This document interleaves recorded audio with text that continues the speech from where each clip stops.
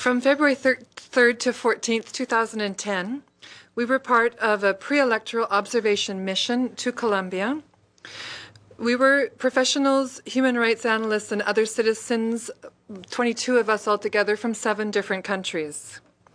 The observation mission's objective was to compile from various sectors that form the electoral process, including civil society and government institutions, to look at concerns and analysis on the forthcoming March elections.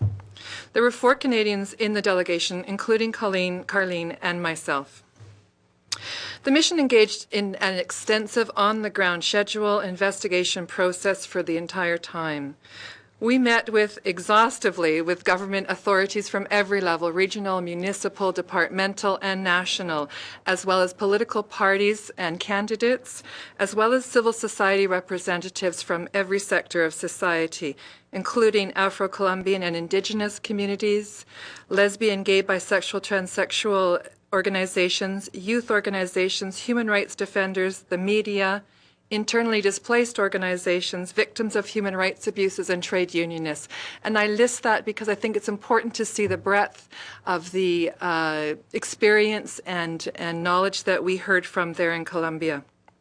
Our mission has written a very extensive report of its findings, and today I would just like to highlight a few of those concerns. 3 I would like to highlight in particular. The continued violence and human rights violations in the country put at risk the electoral process. Secondly, widespread reports of electoral fraud and corruption are serious obstacles to free and fair elections in Colombia. And thirdly, parapolitics, which is a term coined to identify the collusion between paramilitary forces and politicians, continues in Colombia and also represents a serious threat to democracy there.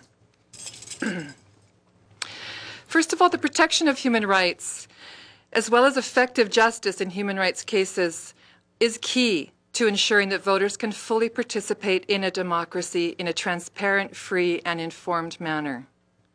The mission's report expressed alarm over the human rights situation in the country and the grave violations of these rights on the part of legal and illegal armed groups and drug traffickers. In our visits, we found that levels of violence remained high, especially among vulnerable populations in the country.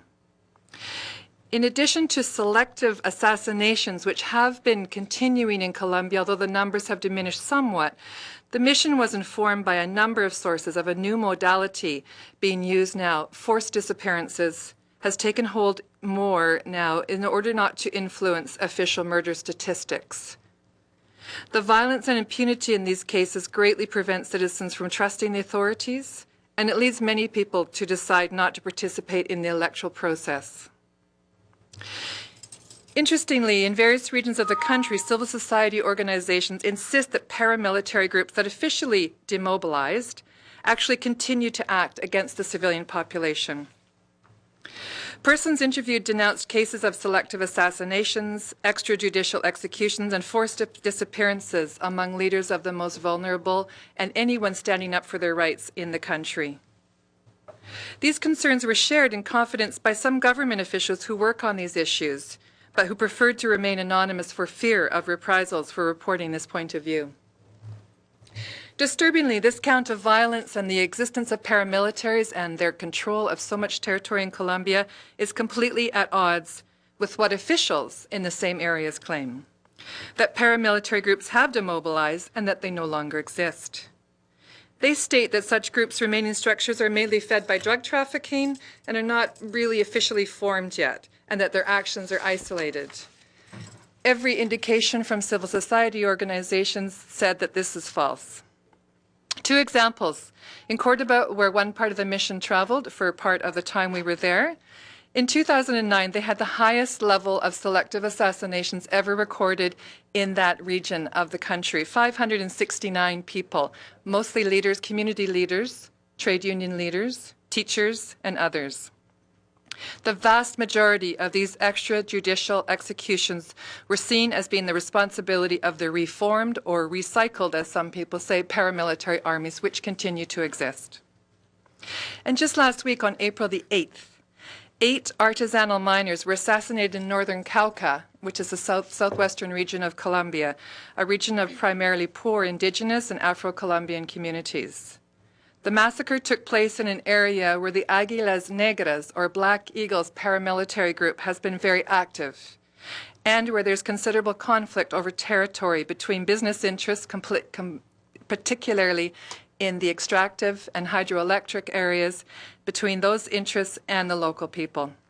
This is an area which I have visited several times, as CUPE supports human rights education work in that area. The massacre of these 8 people is, the local people are demanding an investigation and protection for other people in the region. As a result of this violence, the constant fear is present in all spheres of Colombian society and serves as a factor which clearly inhibits Colombia's free voting process and the ability to have open debates concerning the elections. Time after time, when we were speaking with people about the elections that were upcoming at that point, people expressed a great deal of fear about even expressing their opinion. The mission heard numerous accounts of electoral fraud and corruption, which is another point I think is very important for us to take into consideration. The practice of vote buying in Colombia, something that I think is pretty much unheard of here, is so common, so prevalent, particularly because levels of poverty are so high in Colombia that a vote can be bought for a lunch or a bag of cement that might be used to fix one's house. We heard of numerous methods and tricks that were used in order to change or fix the vote during voting day itself as well. And as the March 14th elections have passed, there have been now numerous cases coming out about fraud being detected during those elections as well. Just last week, the Colombian press brought to light details of ballot stuffing in 3 different areas of the country involving hundreds of thousands of votes. This is not an isolated nor a small case. Most disturbingly, perhaps, we're hearing accounts of the use of government subsidies. The Colombian government has programs mostly funded through international funds that are designed to help the poorest of the poor in Colombian society. We heard over and over again in each of the 4 regions where we were, from community leaders and beneficiaries themselves, that those social programs were being used as leverage to buy votes.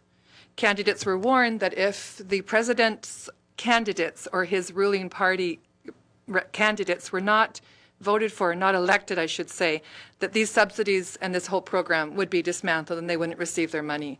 You can imagine in a country where people's lives really hang in the balance over a loaf of bread or a bag of beans, to be told that your subsidy would be taken away from you if you don't vote, you're pretty much clear where you're going to vote.